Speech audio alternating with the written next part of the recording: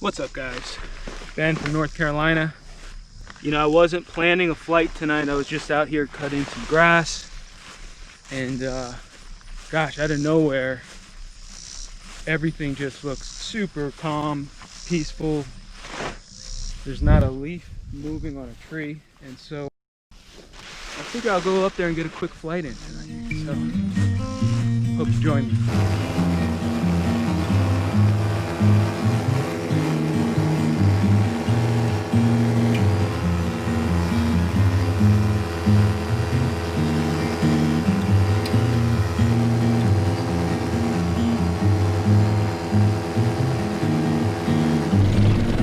So I'm just kind of crabbing along here, and the wind is coming from the west.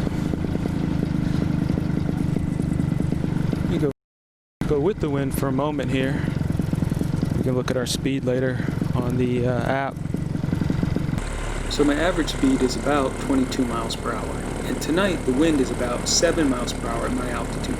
So when I'm going with the wind, my speed over ground is about 29 miles an hour, and when I'm going against the wind, the speed is about 15 miles per hour. The bullseye down below that I mowed the other night, wow, the visibility is really good. I see some kind of, I guess it's a manufacturing facility over there that I'm not familiar with. That may be worth taking a flight out one day. I can see actually harvesting the sod and rolling it up.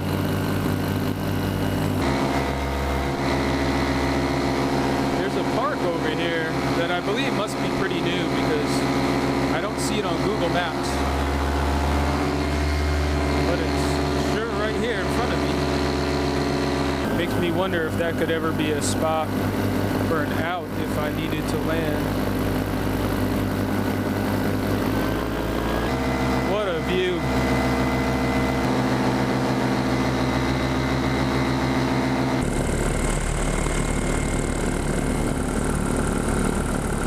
So a couple of my favorite sports are powered paragliding and sailing, and both provide some of the most amazing views of sunrises and sunsets. And tonight's is pretty spectacular.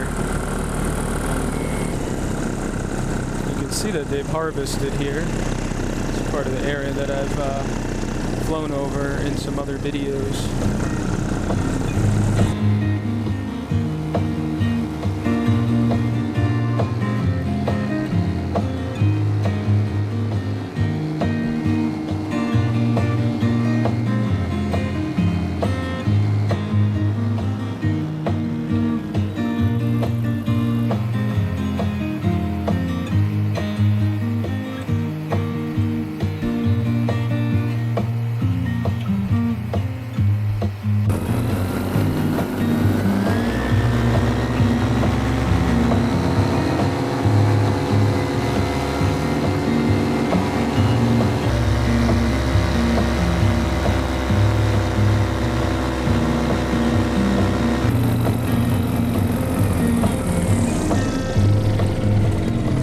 So I'm just gonna make an S turn here to try to lose a little bit of altitude.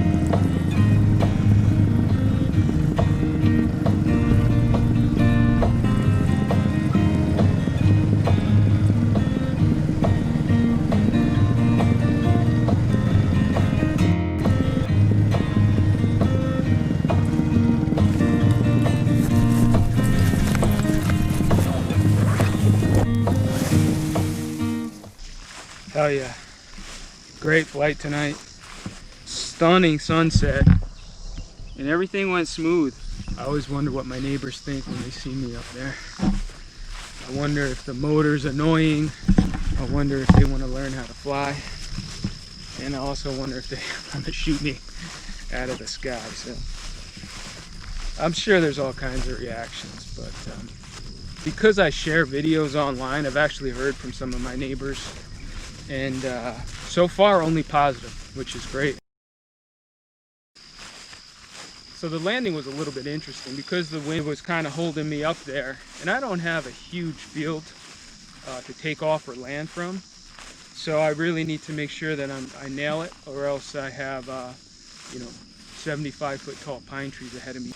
And I threw a couple little S-turns at the end there just so I could lose a little bit of altitude. You know, people ask all the time, how much room do you need to take off and land in a paramotor? And it depends on so many things, but not the least of which is not just how much running room you have, but what's beyond that strip of grass. So for me, I actually have trees on all four sides of my property that I have to clear no matter which way I take off. And it may be easier if I had a cornfield or some other crop in any one of those directions, but I have to climb out. And the fact is, I didn't buy a big motor, so I have an Atom 80, and I'm probably on the edge of whether or not that ought to work. The reason that I'm comfortable with the decision I made around the Atom 80 is that I fly so much here out of this location and around my neighbors, and the motor is super quiet, and I just feel like that helps me keep noise pollution to a minimum, respect my neighbors, and preserve my landing zone for the long term. Guys, thanks for joining me for this video. I hope you come back and check out the next one.